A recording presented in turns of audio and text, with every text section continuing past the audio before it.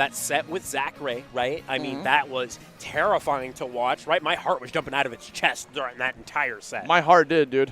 That thing looked like Deltarune for a second. The heart just jumped out completely. But here we go. We got that game one started. We got the fist bumps are out. Stage one about to start off, and there we are off to the races. Game and watch, obviously, not going to go with the Steve this time around as we saw in the previous set. And if you're, I mean, this is going to be fun for Kola here. At least as much fun as fighting Game & Watch can be, right? Because at the very least, you know you can get those stocks rather early with these hard callouts. And we saw a lot of them in that last set that Kola played. So we'll see if he's got that same kind of bag of tricks in his back pocket here.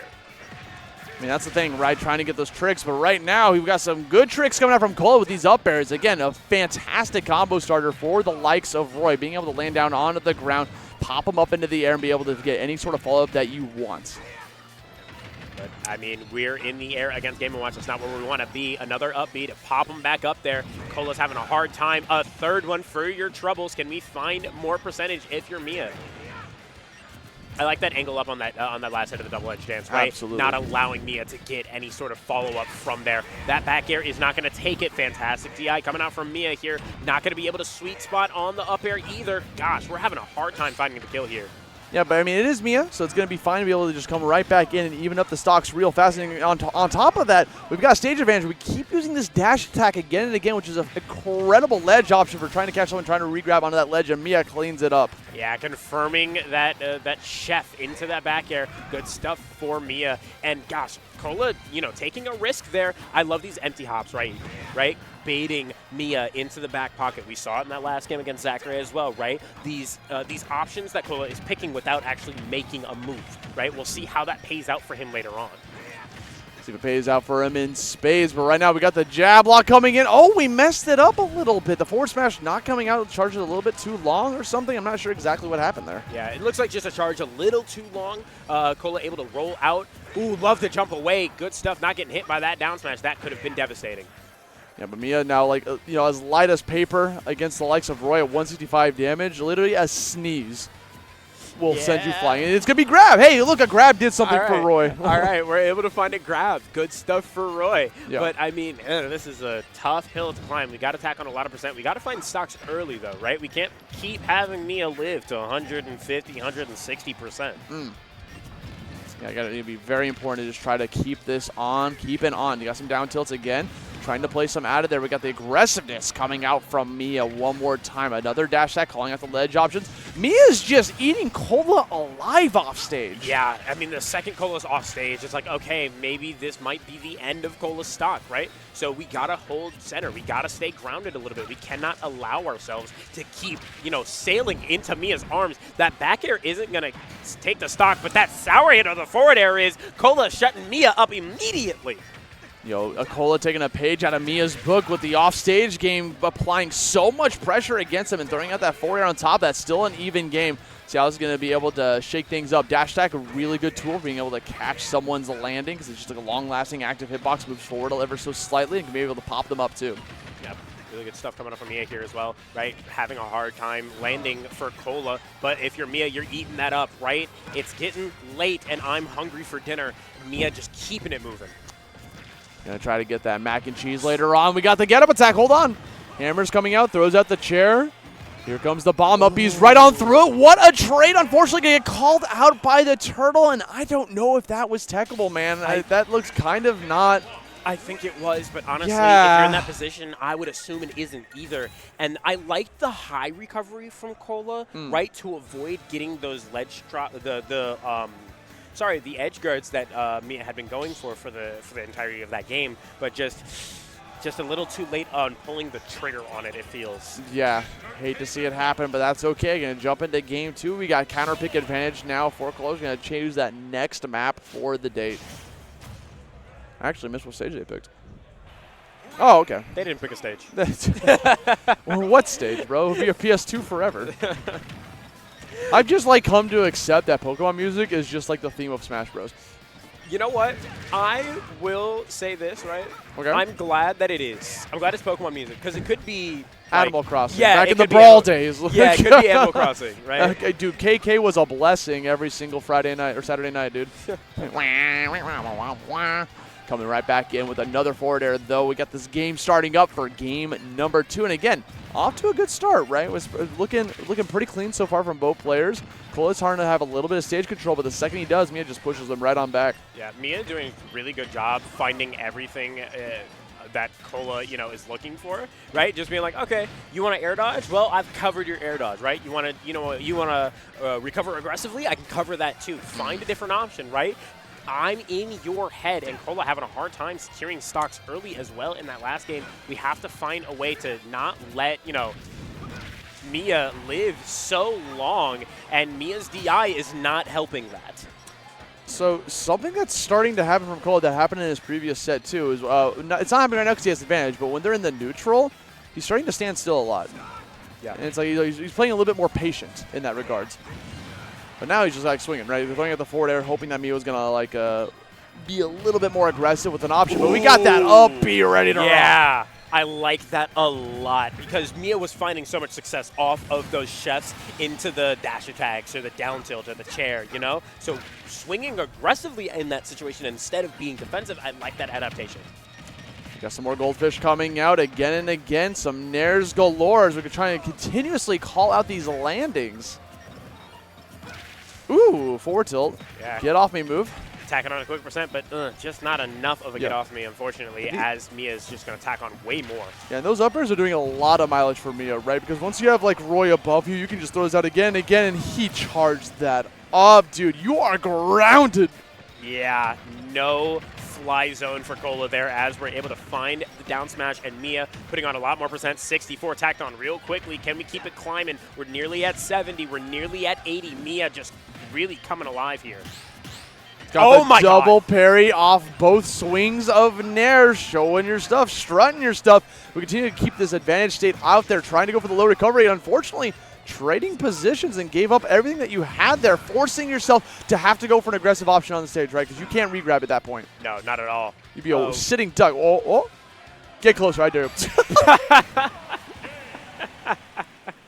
I love the micro walk coming up. He's a little tiptoe, man. He's like, oh. I respect Kola holding it. I respect it. Yeah, the thing is, the second Kola started charging the F smash and Miya didn't fall for it, the game was set. It was over. So at that point, Kola's like, well, I'm just going to hold it in case, just in case. Like, it might, mess up with the timing, man. It might hit. Yeah. What if this hits? God's plan, bro. I don't know. I see Cloud. Oh, man. Cloud Strife coming out here. The Final Fantasy VII protagonist himself. Is this going to be the one to do it?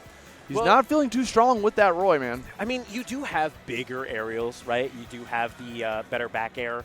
I would say you're allowed to apply a lot of pressure. Did Miya just bait Kola into saying he was going to switch up his bands and then only to go back to PS2 anyway? I'm not putting. I'm not creating no narrative, bro. I didn't see what happened, man. Like I watched them go back and then only to select PS2, man. There's nothing going. It's PS2, man. Come on, like. We will be here to the end of time. Okay. That's Chrono Trigger, bro. This is Final Fantasy VII that we're talking about now. Oh yeah. Or Star Ocean, actually. Sorry, Star Ocean till the end of time. Okay, you're dead. Stock's gone. Miya took 1% from the blast zone. Is that still JV? Or that's a freshman. That's a freshman, bro. Yeah, at that point. Because right now, dude, Miya is kind of running amok against Kola's Cloud. Yeah, he does not care about anything that Kola's Cloud has to say here. Just like, okay, right, character switch. I don't care. It doesn't matter. I'm going to find a way regardless. We are going to find an upbeat. The second hit not going to land for Kola, right? But we're swinging aggressively out of the corner. I like that a lot. And Cloud, to be fair, right, to give Kola credit, does allow him to do that a lot safer. Yeah, hanging on this stage, we got Limit ready to go out. We're going to let that rip. I mean, obviously, a lot of Clouds tend to just, do that as fast as possible because you don't hold it on for long. It only lasts, 12 or 13 seconds or so once you have that limit locked. It's not like Smash 4 where you can just hold that forever. Yeah, and it's also so scary because if you mess up, right, if you go for maybe I wait, maybe I time it, right, you could end up eating, sitting in that animation for the entirety of it and, losing out to stock anyway. So we do like that up smash out of shield though. Love that a lot coming out from Kola. We are going to shield poke with that last hit of the cross slash. Good stuff. Yeah, looking very clean. Coming back in with the jab. Not going to be able to get that follow-up right afterwards. We're seeing some rolls coming out from Kola as Miya's looking very strong this game. Yeah. No follow-up after that back air, by the way, just barely missing it, and Miya able to secure something with those jabs on shield as well, catching the shield drop. Good stuff for Miya. I do like Cloud here in the sense that it feels like Kola has a much easier time off range. Okay, gonna cross him up with the limit break. Okay, so that cross slash, let it rip. We're throwing us some back airs, trying to force out a unopportune movement on that, and catches the landing of the dash tag. Hold on. Kola's Cloud is awake. Yeah, good stuff coming out from Kola there. Able to find just a little bit of fresh air for himself there. We're going to build limit off that up B. Good stuff. Unfortunately, it's going to get taken away, sealed away with that key as Miya, makes this a lot harder for Kola, right? You're not getting this game 4 for free, or game 3 for free. Yeah, it's unfortunate to see that limit come in and you can't do anything with it. Man, just like lose the entire thing for the next stock. But here we go. Miya popping them up with these up Bs, being very tricky and a slippery character that we've known Game & Watch to be able to do, especially with Miya piloting it, right? Like, it becomes very tricky. Yeah, he makes this character seem so elusive, like mixing in crouches and really good fade backs with the empty hops and stuff like that. I'm loving the way Miya is using that to his advantage. But, I mean, Kola's still, shark in there, trying to find something, unable to land. Can we find an answer here, right? We're evening up the percentage. We're actually starting to lap. We've got limit on deck. What are we going to do with it? How are we going to spend this turn? Coming in with the fishbowl, man. That's what we're going to be able to do. We got limit break one more time. Probably going to let it go right now. Yeah, cross slash or a blade beam was definitely coming. And when it started to come towards near the end of its lifespan, triple digits on both people. Can Kola try to stay alive for this set? Yeah, trying to find something here, and Miya's so content staying grounded, right? You only have so many options out of my advantage state. Can you find them, though, right? I love the way back, right? Being real patient. We love the back airs on the ledge as well. Good stuff from Kola, charging up a little bit of limit, but another dash attack. We've got a game 4, ladies and gentlemen. It's not over just yet. Dude, maybe that was the pick, man, bringing out the spiky dude. Cloud Strife coming out here, getting a game here, bringing it up to a 2-1, but now you have lost all counter pick advantage, and you still have to win 2 more games. What a hill to climb, man. Yeah, it's a tough hill to climb, and we're seeing things switch up here. I hear Mega Man music on board, which means we're on a Smash stage. Believe that was Battlefield that just got selected there.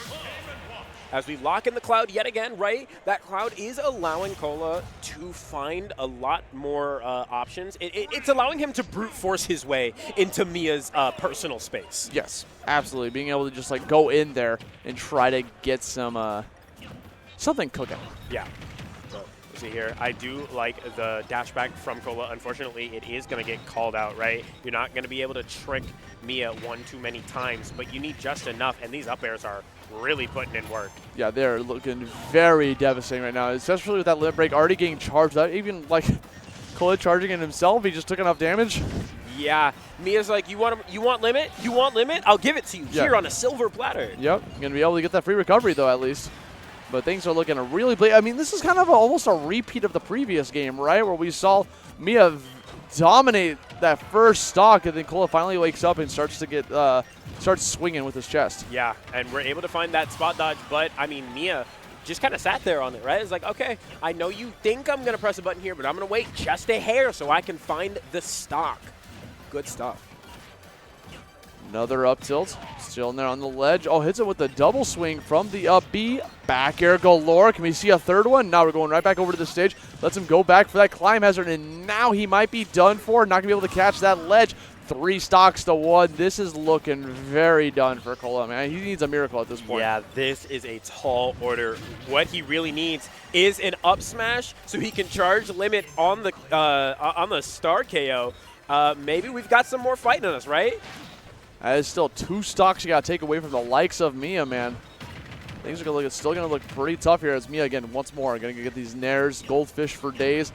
Pretty good combo starter for himself, being able to combo into itself, a long-lasting hitbox. Sometimes it feels more like a sword than like Cloud Sword. Yeah, almost, right? I mean, it's so large and it controls so much space just on its own. I love these well-spaced back airs coming up from Kola here, right? Because we've seen Miya get a lot out of parries in these dire situations, so making sure you're always spacing it at the maximum distance so that he can't get something like that. Really good stuff coming out from Kola. Oh, and the point blank. I see that cross slash. I see the vision coming in, or sorry, blade beam coming in clutch. Charging up some more. We're at 96 damage. Final stock for Kola. We're off stage. Hold on a second. Miya trying to close this out here and now. Comes back in with the key. Yeah, and I love waiting just a little bit on that back air there. No dash attack for you this time around. Can Kola find the stock, right? Can he keep holding out and be the hero he needs? Just barely missing on that up smash on the shield. Got rolls and rolls and rolls. Coming in with another forward tilt. Gonna toss him right back off stage, throwing at the turtle one last time. Oh. Scares him enough to be able to go back towards the stage. That's gonna be Miya getting a 3-1 over Kola. And a little bit of an awkward handshake there between the two. Yeah, just it's unfortunate, right? Because you snipe the jump early, right? You force Cloud to make an awkward, make a recovery at such an awkward angle. That's just going to be it. There's nothing you can do. Maybe not as flashy, but still gets the job done. Miya taking that set 3-1. Yeah, Miya gonna secure themselves a spot, I believe, in that top 24 spot, top 16 for tomorrow's bracket. Again, only 24